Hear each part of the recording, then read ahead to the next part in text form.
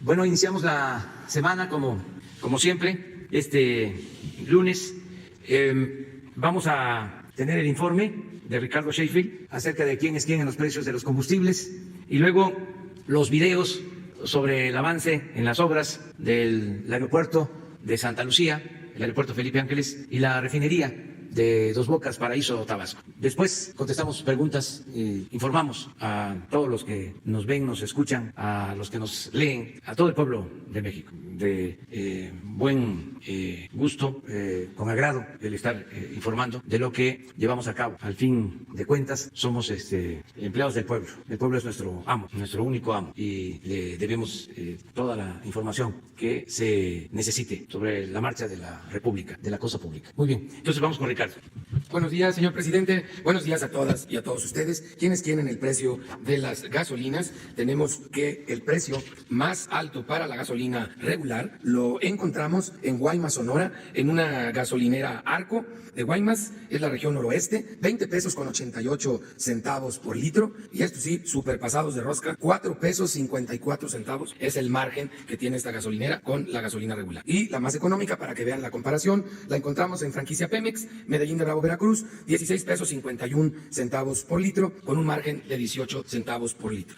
La gasolina premium, el más caro, lo encontramos en franquicia Pemex, en Coatzacoalcos, Veracruz, para que vean que el estado no tiene que ver ni la marca, por eso hay que estarle buscando con la app de litro por litro. Está en Coatzacoalcos, Veracruz, 21 pesos 14 centavos por litro, con un margen de 1 peso 89 centavos. Mientras que la más económica la encontramos en Atlixco, Puebla, es de la marca BP, 16 pesos 39 centavos, con un margen de 18 centavos. Para el diésel, el más caro lo encontramos de ExxonMobil en Monclova, Coahuila, a 20 pesos 65 centavos por litro, con un margen de 3 pesos 50 centavos por litro, comparado con una gasolinera de G500 de Tampico, Tamaulipas, que tiene un margen de 16 centavos nada más y da un precio al público de 17.90. Si revisamos los promedios por marcas en esta semana que acaba de concluir, tenemos que los más caros siguen siendo, como en las últimas semanas, Arco, Redco, Chevron y Shell, mientras que las más económicas son G500, Total y Orsan, Repsol y Orsan. Vamos a ver cómo se ha venido comportando los precios promedio a través del año, haciendo corte el día 3 de julio, el promedio de la mezcla mexicana de petróleo,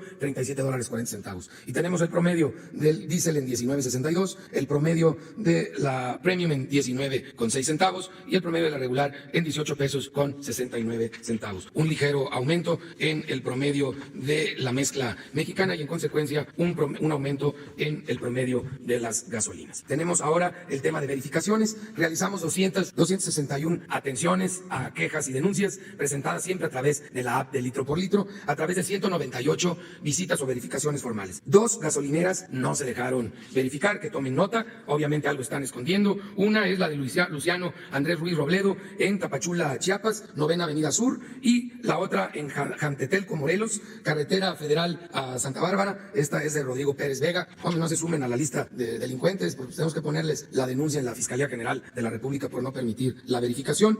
Y 4 gasolineras ya verificadas con problemas en sus bombas de no dar litro por litro no nos permitieron colocar los sellos, y volveremos, pero también ya con la Guardia Nacional y la Fiscalía General de la República. Las 4 en el estado de Chihuahua, 1 en Santa Bárbara, Chihuahua, y 3 en Cuauhtémoc, Chihuahua. Nos encontramos otro aparato, como cada semana, lamentablemente, en una gasolinera en San Pedro Lagunillas, Nayarit, de estos aparatos que están en el pulsador, diseñados para estar robando combustible. Vamos a ver en la app de litro por litro, que hoy más que nunca les recomiendo que la utilicen. Es gratuita, la descargan en los 2 sistemas, iOS y Android, y les puede dar, aparte de la información que seguimos monitoreando de los sanitarios, muy importante información, porque van a ver que a 3 kilómetros a su alrededor pueden encontrar una gasolinera muy económica y una muy cara. No tienen que irse a otro estado para cargar gasolina. 3 kilómetros y van a encontrar una muy económica, y las hay de todas las marcas. La más barata regular la tenemos de acuerdo a la app, que no tome en cuenta el margen, la tenemos en Medellín de Bravo, Veracruz, 16 pesos con 65 centavos, franquicia Pemex, y en la franquicia G500, 16 pesos con 90 centavos en Apodaca, Nuevo León. Las más caras, Arco, 20 pesos 69 centavos en Guaymas, Sonora, y una de G500 en Pinotepa Nacional, en Oaxaca, 20 pesos 45 centavos. Ahí pueden ver que G500 tiene la más barata y la más cara en este combustible regular. La Premium, la más barata, 16 pesos con 50 centavos, franquicia Pemex, Veracruz, 16.99 de móvil en Metepec, Estado de México. Las más caras, 21.99, franquicia Pemex en Sinaloa,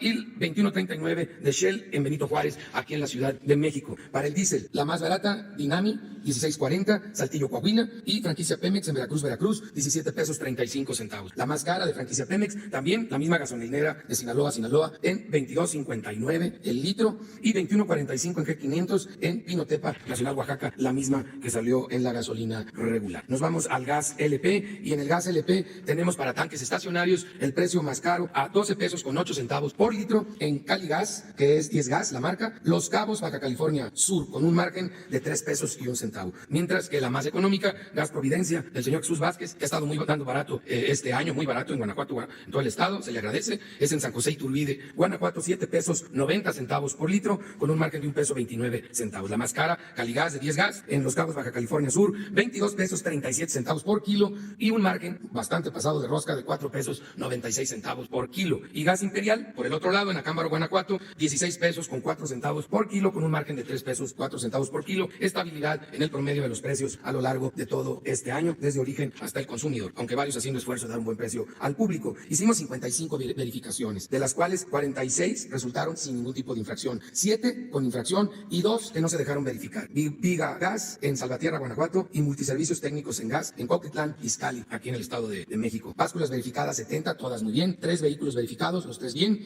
53 autotanques verificados, 8 fueron inmovilizados porque tenían problemas. Revisamos 4 lotes de cilindros, de los cuales uno salió muy mal y nos subió el promedio a 12% en esta semana, pero hay que indicar que todos los que estaban en mal estado y que están inmovilizados ya eran del municipio de Jalpan de Serra, Querétaro. Ahí todos los cilindros de esta gasera estaban poniendo en riesgo a los consumidores. Es una zona muy húmeda, una zona en donde se descuidaron esos cilindros, pero ya está tomada la medida en ese lugar. Muchas gracias. Bueno, vamos con los videos para el avance de las obras. La Secretaría de la Defensa Nacional informa los avances en la construcción del Aeropuerto Internacional Felipe Ángeles al 6 de julio de 2020. En la pista norte y central, plataforma y rodajes, se avanza en la excavación en caja para el desplante de la estructura del pavimento, conformación del terraplén y tendido de la capa con base hidráulica, tendido de concreto de alta resistencia como acabado final de pista. En la terminal de combustibles y red de distribución se efectúan trabajos de soldadura de fondo en los tanques verticales atmosféricos de combustible, así como el colado de concreto premezclado en losas de cimentación y en muros de contención, armado y cimbrado del muro perimetral del dique y conformación de terraplén en vialidades. En las redes eléctricas y red de voz y datos se realiza el aplanado de muros interiores y exteriores, así como el montaje de contraventeos en puertas peatonales y la colocación de una grúa telescópica. Se continúa con el tendido de cable para el sistema de tierra física. En el estacionamiento y terminal intermodal de transporte terrestre se trabaja en la conformación de terraplenes, mientras que en el estacionamiento de usuarios y estación del tren suburbano se realiza el armado de dados centrales y de parrilla de losa de cimentación. En el centro educativo se realiza la construcción de muros de tabique hueco, así como el montaje de techumbre metálica. Además, se ejecutan trabajos de habilitado y armado de columnas del área de intendencia y excavación de cepas para cimentación en el Centro de Desarrollo Infantil. A la fecha se han generado 30.204 empleos civiles. Faltan 623 días de construcción. Gobierno de México. Es viernes 3 de julio, vamos a pasar el reporte. Ya terminamos todas las pilas de la planta combinada, 1.442 pilas, y hoy estamos en la planta coquizadora. El reporte esta semana.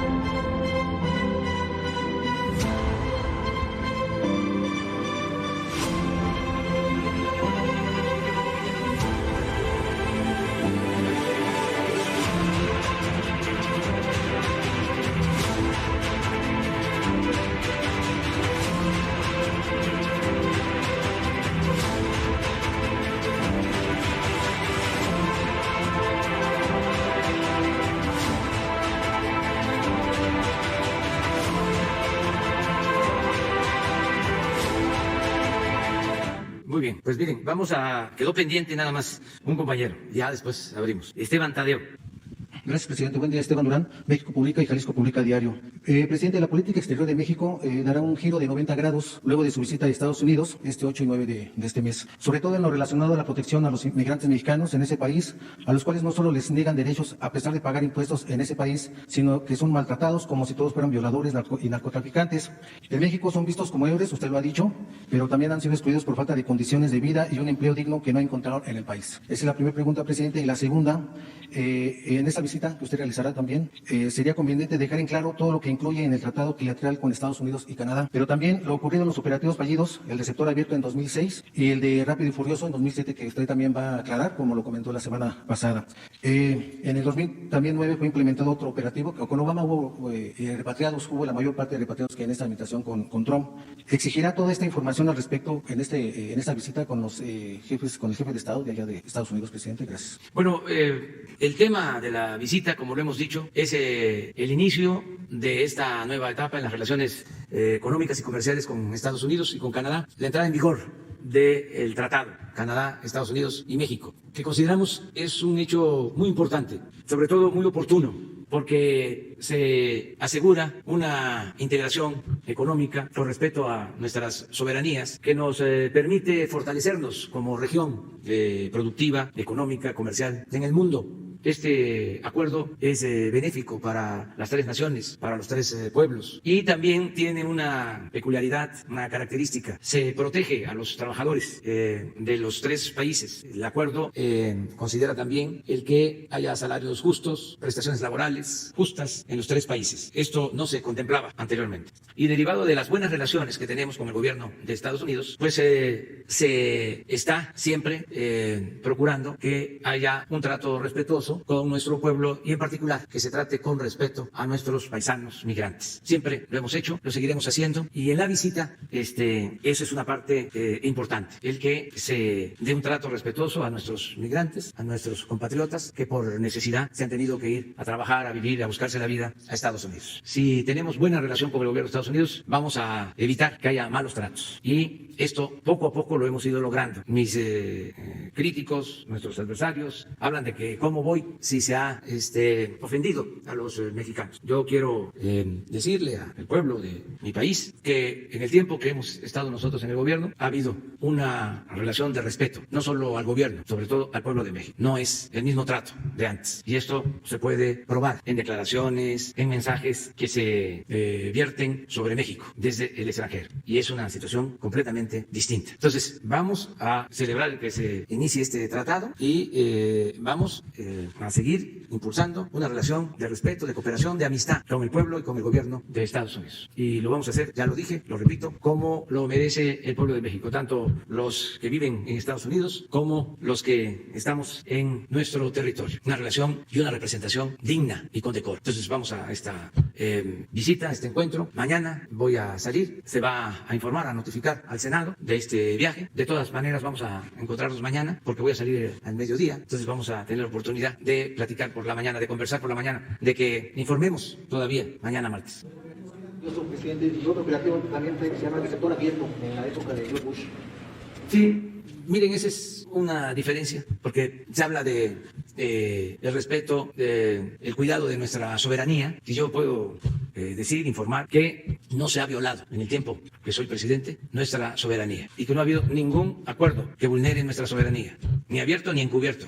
Y esto tiene que ver con nuestra actitud, pero también con la actitud de respeto del gobierno de Estados Unidos. Entonces, lo que sucedía antes ya no se permite. Estos operativos encubiertos, como el Rápido y Furioso, de introducir armas a nuestro país que se utilizaron para quitarle la vida a mexicanos, inclusive a extranjeros. Eso no sucede. Eso quedó ya atrás. Y acerca de esos expedientes, pues tanto la Fiscalía de México como lo que tiene que ver con la Autoridad de Justicia de Estados Unidos deben de informar. Ya nosotros solicitamos mediante una nota diplomática toda la información al respecto. Pero el tema, repito, de la visita es el tratado. ¿Por qué? Porque va a significar más inversión foránea a México, va a significar empleos para México, bienestar para nuestro pueblo. Por eso me importa mucho. Y también es incluir a todos los mexicanos, porque con el tratado pues se benefician más las empresas, se benefician más trabajadores del norte, del Bajío, se benefician más profesionales. Entonces, no es solo atender el sur y el sureste, que han quedado en el abandono y que ahora los estamos atendiendo para equilibrar, porque se tuvo crecimiento en el norte, en el Bajío, en el centro, pero no en el sur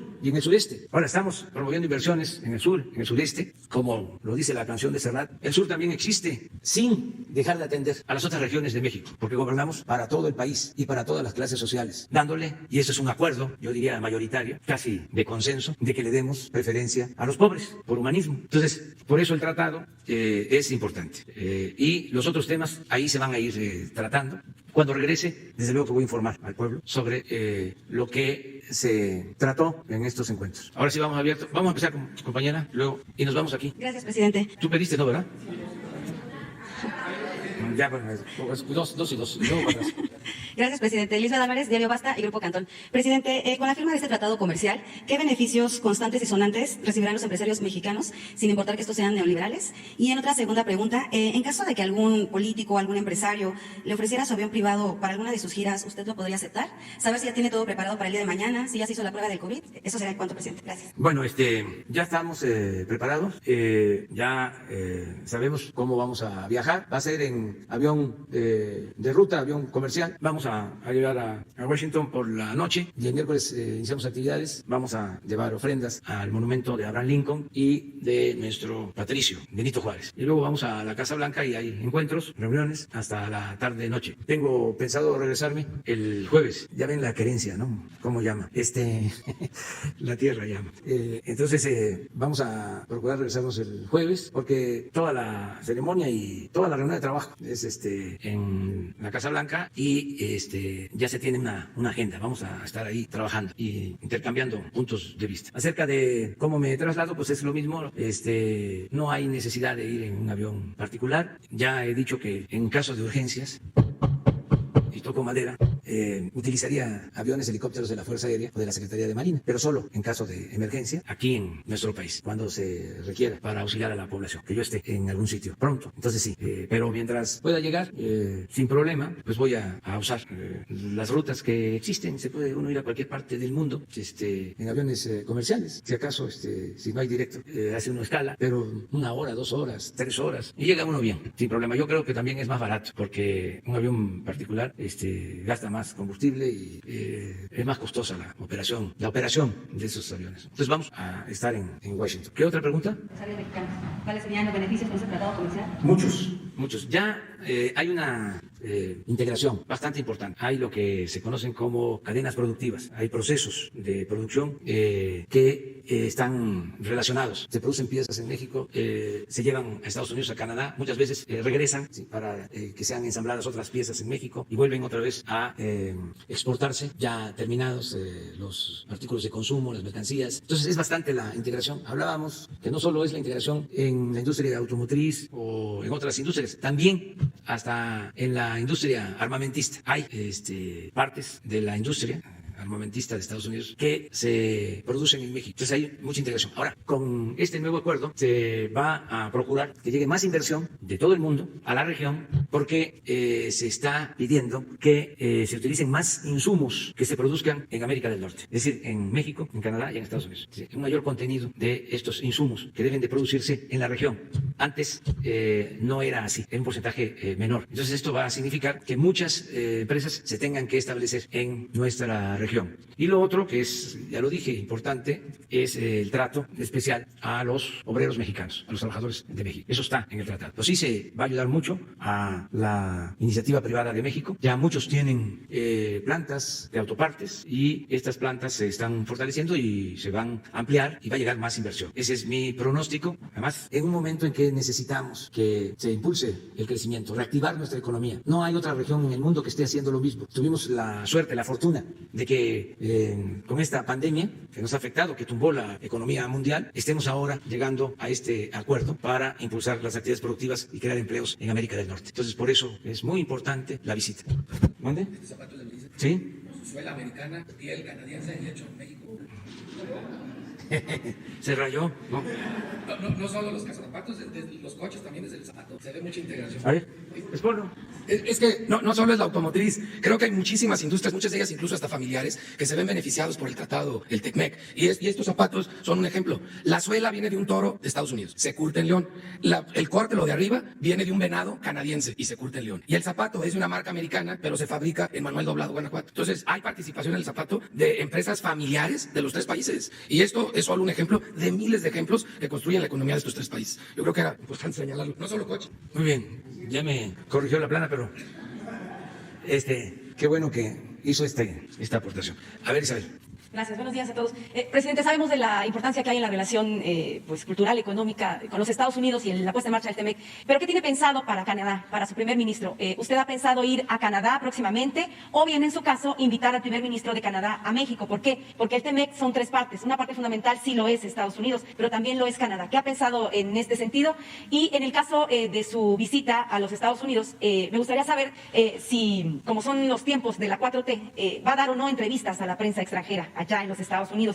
Muchas veces cuando los presidentes mexicanos viajaban al extranjero, pues daban informaciones relevantes, ¿no? ¿Cómo va a ser el tratamiento de usted con la prensa extranjera? ¿Lo va a acompañar su esposa a esta gira? Y me gustaría reiterarle la pregunta de mi compañera. ¿Ya se hizo la prueba del COVID? Obviamente para descartar que tenga COVID, por favor. Bueno, pues ayer me informó el secretario de Relaciones Exteriores, Marcelo Ebrard, que quiere hablar conmigo, quiere tener una conversación telefónica el día de hoy a las 9:30, terminando aquí la conferencia. Voy a terminar no a las 9:30, antes, porque tengo que ir a desayunar, como ustedes igual, una guajolota. Eso sí se sabe, ¿verdad? Bueno, a las 9:30 tengo esta entrevista con el primer ministro Trudeau de Canadá. Él no puede asistir a este encuentro del miércoles, según informaron. No sé qué me vaya a plantear. Nosotros hicimos la invitación a Canadá, pero decidieron no estar. Entonces vamos a esperar a ver qué me dice el día de hoy. Mañana les informo a ustedes. Pero sería importante que viniera a México, por ejemplo, que usted lo invitara. Sí, a México. está invitado a venir a México. Están invitados todos los jefes de Estado, presidentes, primeros ministros. México es un país hospitalario, amigo de todos los pueblos, de todos los gobiernos del mundo. Tenemos mucho que agradecerles a todos los gobiernos, a los pueblos. Hay un gran respeto por nuestro país, por México. Ahora que México participó para ser miembro del Consejo de Seguridad de la ONU, tuvo una votación mayoritaria, casi unánime, de todos los países que integran la ONU. Es mucho el prestigio de México en el mundo y tenemos una relación fraterna, amistosa con todos los pueblos y con todos los gobiernos, de modo que está invitado el primer ministro Trudeau. Llevamos muy buena relación con el gobierno de Canadá. Es parte de este acuerdo, de este tratado. Entonces vamos a ver de qué trata hoy la conversación y desde luego que nos da mucho gusto el que vamos a poder platicar con él por teléfono a las 9:30 de la mañana. Lo de la prensa extranjera y la prueba del COVID, y si la acompaña su esposa a la No vamos a hacer lo mismo. Ya ven que allá se decían cosas que tenían que ver con México, cosas importantes. Me acuerdo que un presidente allá en Europa fue a decir que se iba a privatizar el petróleo. Imagínense. No, es lo que se va a dar a conocer allá en el acto público y también en las reuniones. La Secretaría de Relaciones Exteriores va a informar completamente de todo lo sucedido, a plenitud, de todo lo que tratemos. Y yo aquí, de regreso, pues también voy a informar. Pero no voy a ir a decir allá nada que tenga que ver con la vida interna de nuestro país. Para eso informamos aquí a ustedes. Acerca de la prueba, sí, me voy a hacer la prueba posiblemente el día de hoy, por la tarde. Y ya mañana, si es que alcanza que me den el resultado, ya mañana les informo.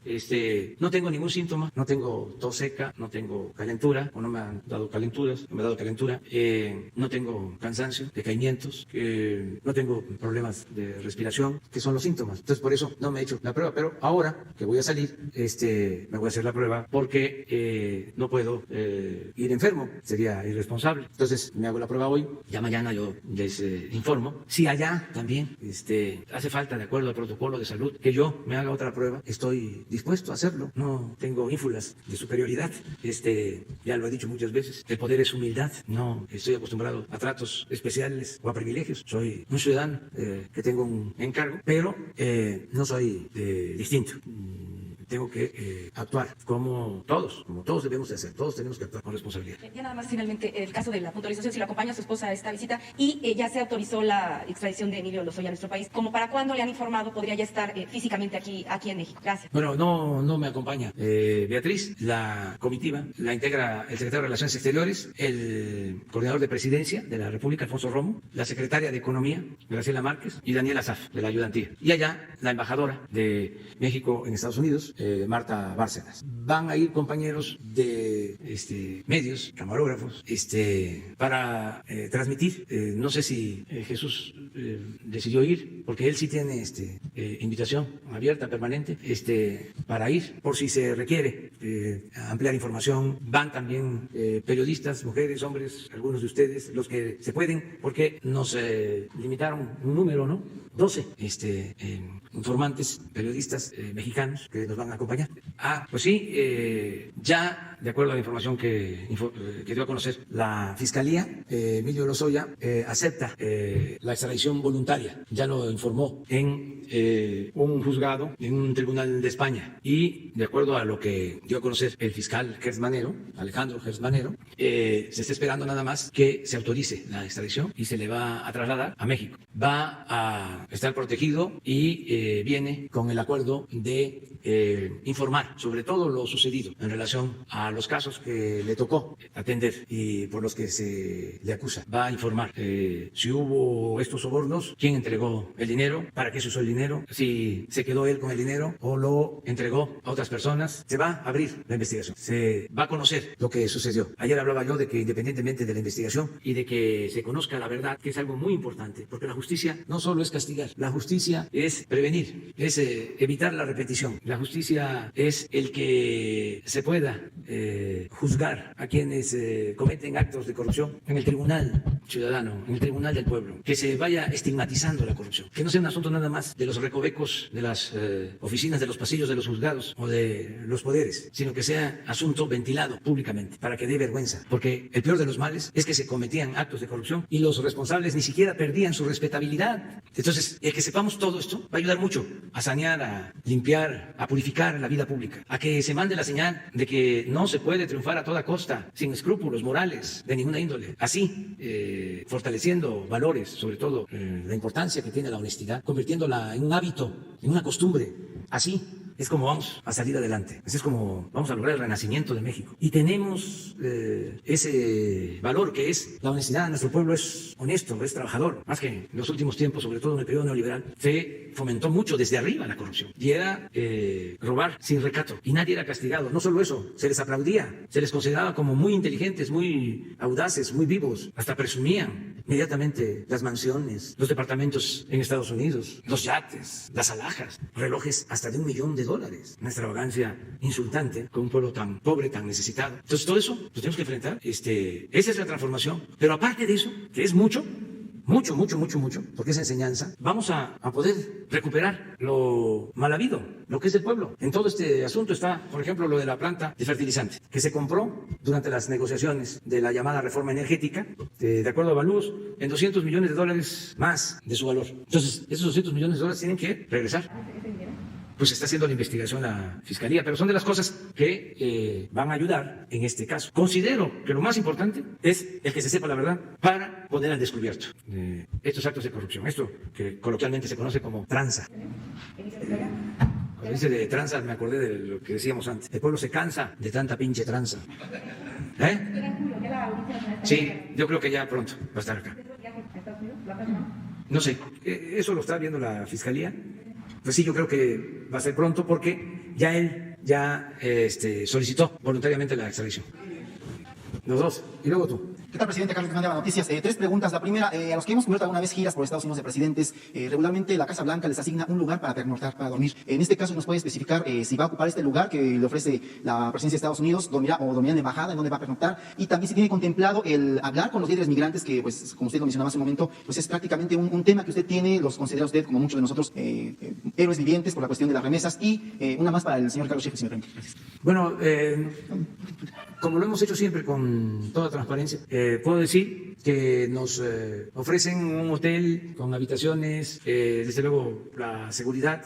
Están reparando una casa que hay al interior de la Casa Blanca para hospedar a jefes de Estado. Eso nos lo explicaron y por eso lo del hotel para toda la comitiva, con cargo al gobierno de Estados Unidos. Es decir, no pagamos nosotros. Pero en mi caso decidí quedarme a descansar en la residencia oficial, en la embajada, ya que voy a estar en territorio mexicano, en Washington.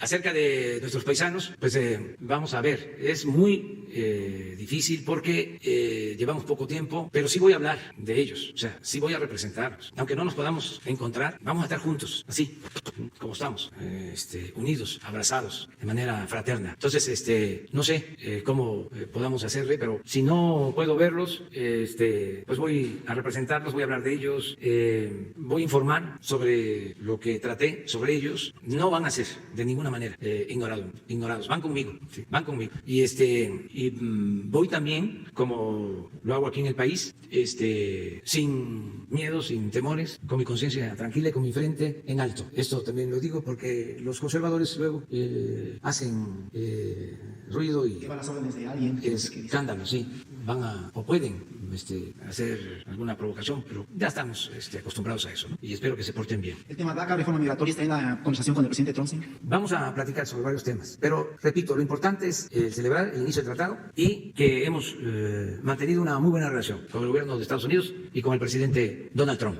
Es una reunión de trabajo con el gobierno de Estados Unidos. Y para el señor Ricardo Sheffield, hay un tema que nos llamó la atención la semana pasada que mencionaba en cuanto al huachigás que decía aquí en la Ciudad de México. Sé que está, obviamente el tema es la agenda, es la visita del presidente a Estados Unidos, pero nos ha llamado muchísimo la atención en esta cuestión del huachigás. Lo han mencionado 2 semanas continuas en la Ciudad de México que existe un tráfico de huachigás. ¿Qué tan grande es este problema aquí en la Ciudad de México, en el Valle de México, en cuanto al tráfico de gas? Desde que entró el señor presidente, y me tocó constatarlo en una reunión, nos giró instrucciones a muchas dependencias del gobierno a trabajar en equipo para combatir el robo de gasolina y el robo de gas. El robo de gasolina, ustedes lo han visto, el señor presidente lo ha señalado, se ha venido combatiendo con éxito y fue el primer producto de estos 2 que se pudo controlar. Después se empezó a avanzar en el tema del gas LP. Igual que la gasolina tenía una zona en donde se distribuía este combustible robado y se vio cuando se cortaron los ductos en donde hubo escasez, también el gas tiene sus zonas de mayor consumo, el gas robado. Y una de las zonas de mayor consumo de gas robado es el Estado de México y la Ciudad de México. Por eso se pudo constatar la semana pasada un caso en particular de abastecedores de este producto al transporte público. La Ciudad de México nos pidió Claudia Sheinbaum que fuéramos a ver por qué les estaban subiendo tanto el precio del gas, pero cuando nos dijeron que se lo estaban dando a un precio exageradamente bajo, les preguntamos que si ellos lo estaban subsidiando, dijeron que no. Le dije, bueno, a reserva que lo verifiquemos, pero 99.9 de seguridad de que es robado, sino como lo dan tan barato. Coadyuvamos nosotros, pero en realidad la atención del fondo no nos compete a Profeco, nos compete un trabajo de equipo de todo el gobierno federal que encabeza en este caso la Secretaría de la Defensa Nacional. Perdón, él y luego tú. Y ya nos vamos para atrás. Gracias. Para atrás los Fídeles. Presidente, buenos días. Hans Salazar, ZMG Noticias, Grupo Político y Zócalo Virtual. Preguntarle en este marco de lo que comenta de su viaje el día de mañana, y ya ha comentado muy bien de los migrantes, pero ¿qué les dice? Porque ellos están en redes sociales, incluso ya mencionando que se van a dirigir hacia Washington, de varios estados, y lo han estado ya mencionando desde que van desde Texas, que ya desde Carolina del Norte, Nueva York. Seguramente varios ya están en camino, dependiendo la distancia que hagan a Washington. Usted ya ha sido muy claro al respecto, pero quieren estar presente en Washington, por lo menos cerca de donde va a estar usted. ¿Qué mensaje previo les diría a ellos, a estos paisanos que están en Estados Unidos y que por lo menos lo quisieran ver de lejos pasar? Es un sentimiento que seguramente les embarga mucho a ellos. ¿Qué les diría, presidente? Primeramente sería mi pregunta. Bueno, pues que yo les agradezco mucho por sus manifestaciones de solidaridad, de apoyo. Es un afecto recíproco, es lo que decía José Martí, amor con amor se paga. Nos identificamos muy bien. Cuando estaba la situación más difícil para ellos, yo fui a Estados Unidos, visité varias ciudades, fui a expresar mi apoyo a nuestros paisanos. Luego, pues las votaciones, así como ganamos en México, con el mismo margen, yo creo que hasta con más ventaja, ganamos en Estados Unidos con los votos de los mexicanos. Entonces, es una relación estrecha, afectuosa.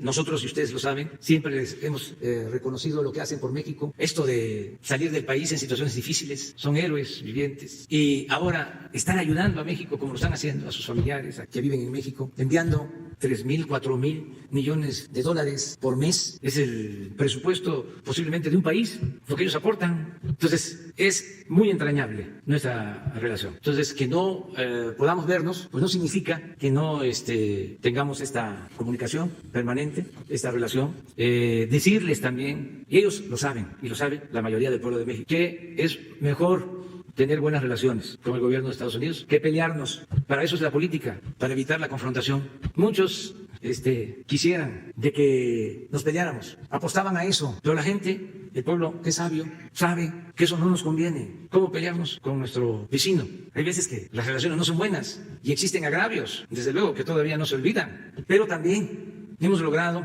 una relación a partir del respeto de la economía, del comercio, de la cultura, de la amistad, de nuestra historia. ¿Y cuál es el límite?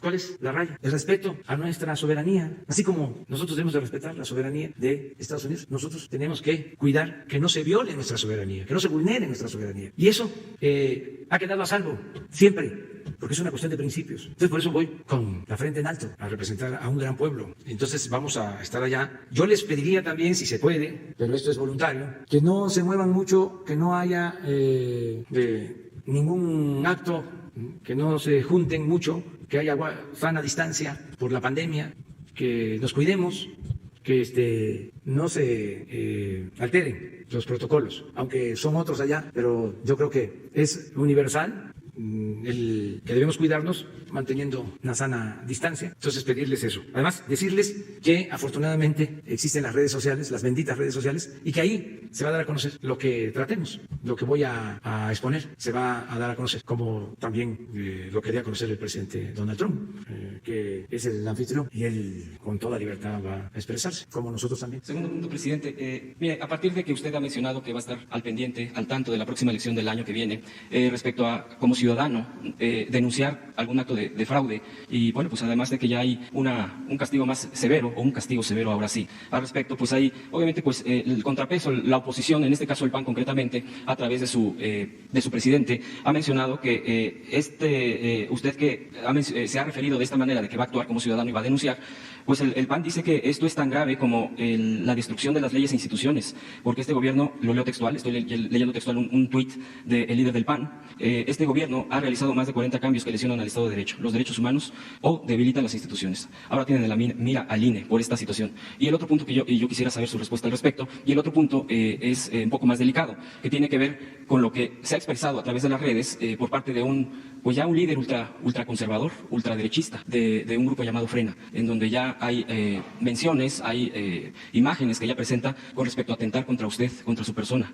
Definitivamente las imágenes son fuertes, seguramente usted ya ha visto esto, y preguntarle, una cosa es la parte política y la expresión de un líder partidista, por mucho que pueda tener como este tuit, pero otra muy diferente es ya estar mencionando este tipo de cosas, y máxime, por ejemplo, hace unos días Edgardo Buscaglia, en una entrevista que le hicieron en la radio, mencionaba, de acuerdo a informes, él menciona de algún estado, de algún país, no necesariamente de nuestro país, que usted y varios funcionarios de primer nivel están en una lista de posibles atentados, presidente, tal cual las cosas son delicadas. ¿Usted qué se está actuando? Usted ha mencionado este tipo de cosas en la mesa de seguridad, pues ya que usted obviamente pues es el líder de este país, el presidente, y su seguridad es su seguridad nacional. Estos serían los puntos y le agradezco la respuesta. Sí. ¿Cuál es la primera?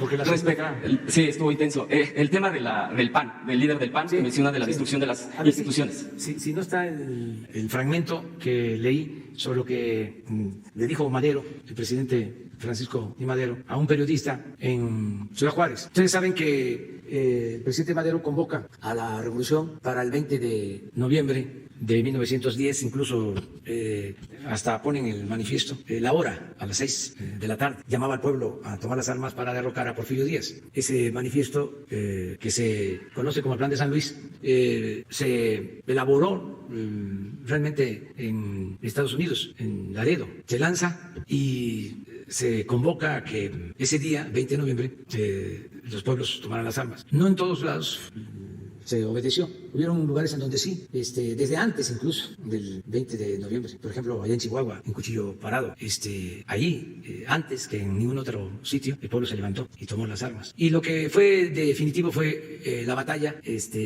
la lucha armada en Ciudad Juárez. La batalla de Juárez es histórica porque es la que define ya el triunfo de la revolución. En muy poco tiempo, el 20 de noviembre se convoca la revolución y ya en junio Porfirio Díaz se va al exilio. 6 meses y solo una batalla importante. No hubo muchas pérdidas de vidas humanas y ya cuando se logra el plan de Ciudad Juárez, pues y se decide de que va a haber un presidente interino que va a convocar elecciones, que fue de la Barra, le hacen una entrevista a Francisco I. Madero, el líder indiscutible del movimiento revolucionario. Y él dice en esa entrevista algo que es muy importante. Acuérdense que la lucha contra el régimen porfirista tiene 2 grandes demandas: la democracia y la justicia. La justicia porque había esclavitud, porque el pueblo estaba sometido, los trabajadores no tenían prestaciones, eran salarios de hambre y además no se les permitía organizarse, se les reprimía, por eso las huelgas de Cananea, de Río Blanco. Entonces la revolución es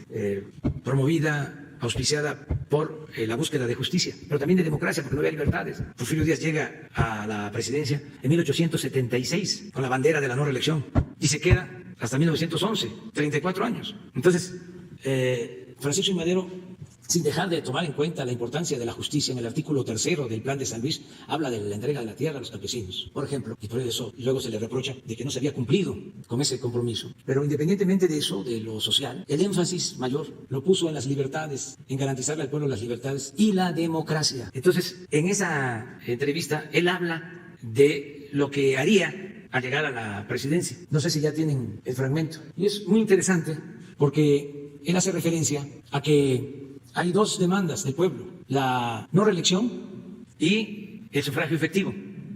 No está ahí el párrafo. A ver, atrás. No tienen mi texto de mi informe. Ahí está. Bueno, él habla de la no reelección y dice: en cuanto a eso, de mí depende que se cumpla, porque Porfirio Díaz, en la desesperación para querer apaciguar el movimiento, reforma la Constitución y establece la no reelección, pensando que con eso se iba a apaciguar el movimiento revolucionario. Entonces, por eso dice: ya está en la Constitución y de mí depende que se cumpla. Si llego, yo no voy a reelegirme. Y habla de la democracia y dice: esto es lo que considero más importante y me voy a convertir en guardián de los derechos del pueblo para que las leyes se cumplan y sean la expresión genuina del sentimiento popular. Está diciendo: voy a procurar que haya democracia, y dice, ante la situación que hay en el país, dice: al subir yo al poder, voy encarnando 2 principios, uno de ellos sancionado ya por la Constitución, por lo que les decía, ya estaba en la Constitución, la no reelección. Porfirio Díaz ya lo había hecho, y que de mí depende que se cumpla,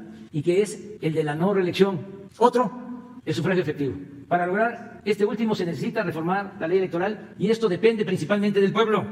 Pero yo me voy a constituir en el principal guardián de esa prerrogativa popular y consideraré que mi principal deber es facilitar la libre manifestación de la voluntad popular a fin de que las leyes sean genuina expresión de esa voluntad. En una palabra, voy a ser el principal amigo y defensor de las libertades del pueblo por los momentos históricos porque atraviesa México. Considero secundario todo lo demás. Este es el fundamento del por qué voy a estar pendiente de que las elecciones sean libres y limpias. Nosotros padecimos de fraudes electorales. Muchos mexicanos han padecido de imposiciones, de fraudes. Por fraudes electorales ha habido represión. Es una de las manchas que más han ofendido al pueblo y han denigrado a nuestra nación. Entonces vamos a desterrar el fraude electoral. Y desde luego que se va a respetar la autonomía del INE, del tribunal, pero todos debemos de cuidar que las elecciones sean limpias y sean libres, que no haya utilización del dinero del presupuesto, que es dinero de todos, para favorecer a ningún partido, a ningún candidato, que no se repartan dádivas, despensas, frijol con gorgojo, que no se rellenen las urnas, el llamado embarazo de urnas, que no se vote más de una vez, el llamado ratón loco, que no voten los finados como era antes, que no se falsifiquen las actas, que las autoridades electorales actúen como verdaderos jueces imparciales. Todo eso lo tenemos que cuidar y que también se aplique la ley, porque ahora es delito grave el fraude electoral. Que nadie se enoje porque vamos a estar pendientes de que no haya fraude y que todo el mundo pueda denunciarlo y manifestarlo, y que se cuide sobre todo el uso del dinero en campañas por todo lo que ya sabemos. Bueno, esto que estábamos hablando de Odebrecht y Pemex y Lozoya, que las grandes corporaciones económicas, financieras, no intervengan, que los medios de información, en particular la televisión, ya no actúe como lo hacía antes, que haya equidad, piso parejo para todos y que se respete el voto ciudadano. Sobre el otro tema que planteaste, no voy a comentar mucho, solo decir que tengo mi conciencia tranquila y que no odio y que invito a todos a que se serenen, que no tenemos nosotros enemigos, tenemos adversarios, que no queremos darle a nadie el trato que a nosotros nos dieron, no nos veían como adversarios a vencer, sino como enemigos a destruir, así nos trataban. Nosotros no vamos a actuar de esa forma. Además, no utilizar la violencia. Por eso abrimos más los espacios de participación democrática con la revocación del mandato. Vienen elecciones en un año, se van a renovar gobernaturas, la Cámara de Diputados, ahí tienen oportunidad de expresarse, de manifestarse de manera pacífica. Antes de eso, se garantiza el derecho a disentir. Lo dije también en mi informe. Desde el presidente Madero, ningún presidente había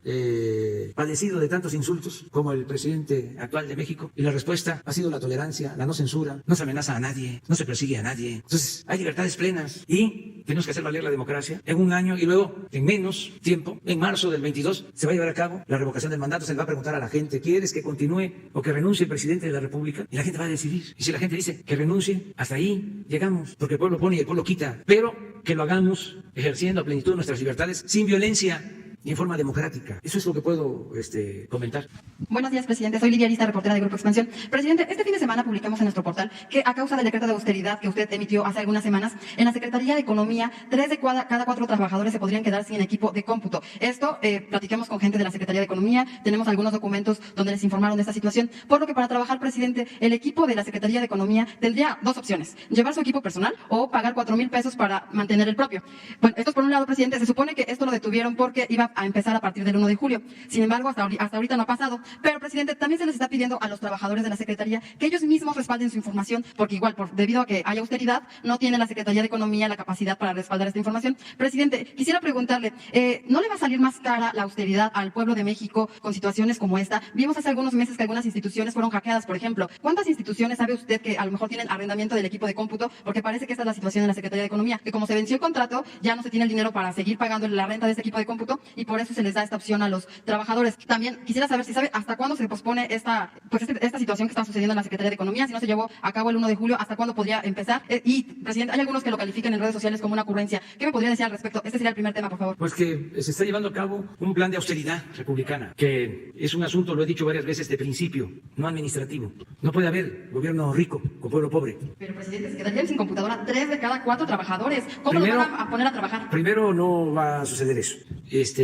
Segundo, acuérdense que queremos también que no se queden sin medicinas y sin médicos los enfermos. Acuérdense que queremos que los adultos mayores no se queden sin su pensión. Acuérdense que queremos que los estudiantes pobres no se queden sin sus becas. O sea, tenemos que tener una idea general de las cosas. Un servidor público no puede estar pensando en sí mismo. Pero no es egoísmo, presidente, es para realizar su trabajo. O ellos tienen que poner 4,000 pesos para... No va a poner nada. Esto es una exageración. Pero sí se emitió un documento y lo tenemos. Entonces les dijo... Pero no se va a aplicar. ¿Okay? Es que a lo mejor la que emitió o el que emitió el documento lo hace para que se desacredite el gobierno. Porque todavía hay mucha gente en el gobierno, sobre todo en estos mandos intermedios, que vienen de la época del periodo neoliberal, que entraron ahí por los trabajos que hicieron en las elecciones a favor de los candidatos, y siguen pensando igual, y ya se llevó a cabo un cambio.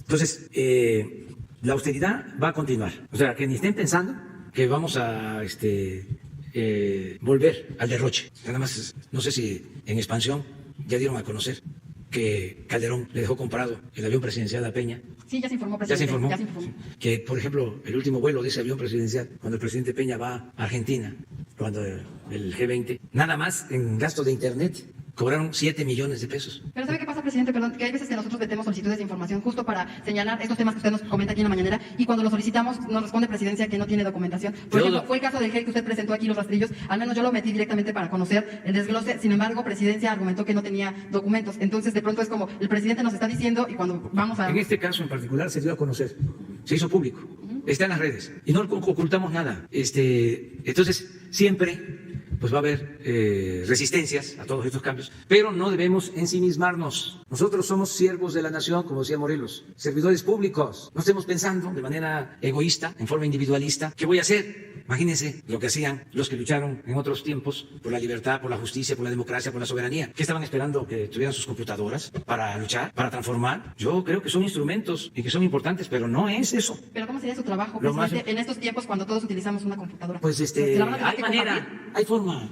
de resolverlo. Si lo que sobraban eran computadoras. ¿Cuál propone el presidente de la República para que el que se compartan más los instrumentos de trabajo y que no haya corrupción? Es que habían contratos de computadoras a diestra y siniestra. ¿Este es un caso de esos? Sí. Y en aduanas acaba de cancelarse un contrato millonario y en todos lados. Con decirle que habían medios de comunicación que daban servicio de computación y de telefonía al gobierno. Vendían de todo. Entonces, en la ley de austeridad y desde antes, en mis compromisos de campaña, dejé establecido que no íbamos a comprar equipos de cómputo. Está escrito, precisamente por el desorden, el desbarajuste y la corrupción que imperaba. Pero en grande, ahí en economía, por ejemplo, pues ahí es donde tenían 60 oficinas en el extranjero. Miren si no lo van a resentir. ¿Cómo les va a gustar la austeridad? Si estaban acostumbrados al derroche. 60 oficinas en las principales ciudades del mundo. En el programa ProMéxico. Siempre digo, a ver, ¿dónde han visto una oficina? Aquí, en la capital o en cualquier estado de la República, que se titule, o que se rotule, o que se llame Pro Francia, o Pro Alemania, Pro Brasil. De veras, el comportamiento era hasta ridículo. Éramos como el hazmerreír por esas extravagancias en el mundo. Nos perdían el respeto. Y había una especie de enajenación, existe todavía, de que todo eso se ve normal. Como que no tiene nada de malo. Estamos cambiando estas cosas y es por el bien de la gente, ahorrando todo lo que se pueda. Los que lucharon durante la reforma para restaurar nuestra república con la invasión extranjera, los oficiales surcían sus uniformes, ponían de su bolsa. Hay una anécdota bellísima de que Riva Palacio se retira a escribir y lo manda a llamar el presidente Juárez y le dice: oiga, hay una deuda con usted porque usted le pagó a oficiales y a soldados de su dinero. La respuesta de Riva Palacio fue: presidente, a México no se le cobra, se le sirve. Esa era la dignidad de los servidores públicos. Entonces, no estamos exigiendo tanto sacrificio, se les está garantizando a todos y somos unos privilegiados, me incluyo, de que cada 15 días nos pagan. ¿Cuánta gente tiene que salir a la calle ahora arriesgando su vida para llevar algo que ayude a la alimentación y a las necesidades de la familia? Entonces, ¿qué se creen los burócratas? Con todo respeto, me refiero a la burocracia dorada. Estamos muy mal acostumbrados. Ahí se van a ir poco a poco acostumbrando, pero nada de fantocherías. Entonces, el mensaje para los trabajadores de la Secretaría de Economía sería: la austeridad sigue, pero ustedes no van a poner sus 4,000 pesos para mantener el equipo. Pero ¿cómo? Imagínense, al momento que den esos 4,000 pesos, 8 columnas en el Reforma. En expansión no.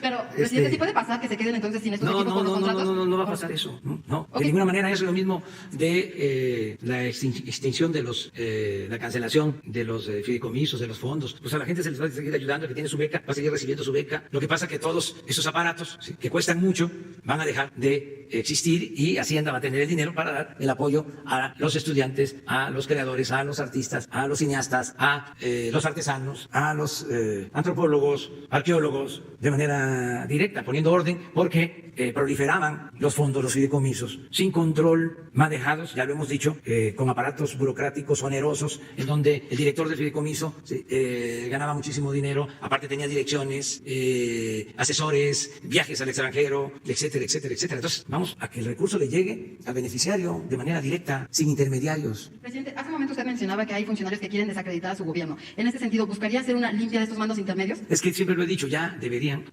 por honestidad, los que no comparten lo que estamos haciendo de acuerdo al proyecto de transformación que se está aplicando, deberían decir, me voy a la academia o al sector privado, pero no, continúan, no ayudan, estorban, y es un acto, creo, de deshonestidad. A mí me ofrecieron en un tiempo ser oficial mayor del gobierno en Tabasco, 1983. ¿Saben cuánto tiempo tardé de oficial mayor del gobierno de Tabasco? Y era la época de las vacas gordas, Imagínense, oficial mayor del gobierno, 1983. Además llegué por una circunstancia especial, me dieron ahí posesión. Dije, ¿quién de los de aquí, de los directores, sabe más de esto? Entonces me dijeron que un director, creo, administrativo o de personal. Le dije, ¿qué dice aquí? Y que no se detengan las funciones del gobierno. Ya regreso y entregué mi renuncia. Presidente. La hice pública. ¿Y sabe qué dice mi renuncia? Que agradecía yo el cargo que me estaban dando, que me otorgaban, pero que me alejaba de mi propósito fundamental, que era luchar por el pueblo. Y que presentaba yo mi renuncia renuncia con carácter irrevocable, pública, 83, y era la oficina. Bueno, ¿cómo uno está en un cargo?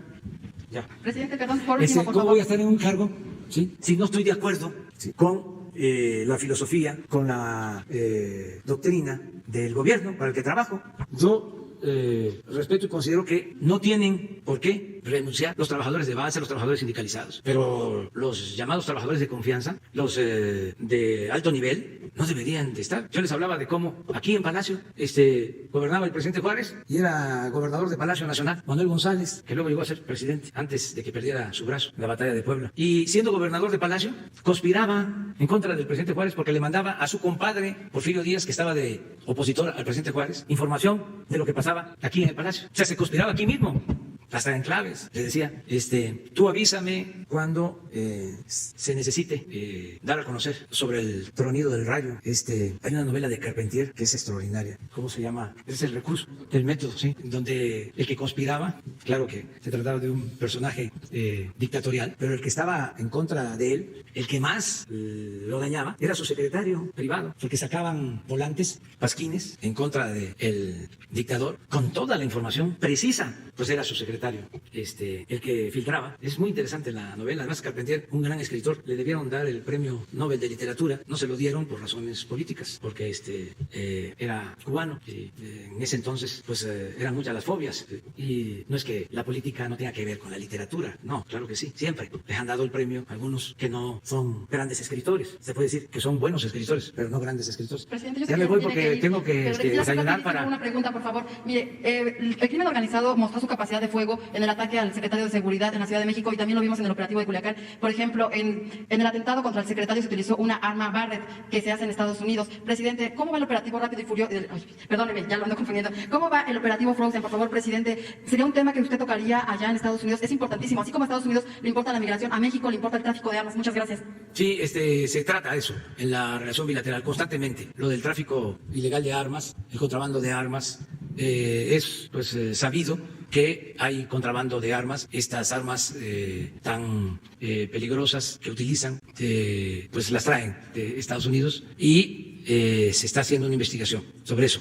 La Secretaría de Relaciones, la Fiscalía trabajan en este tema. Desde luego son dos cosas distintas. Una es que se permita la introducción de armas con el consentimiento del gobierno, que eso fue Rápido y Furioso. Y otra, que entren de contrabando. De todas maneras, se le está siguiendo la pista a esas armas para ver quiénes son los que las están vendiendo en Estados Unidos.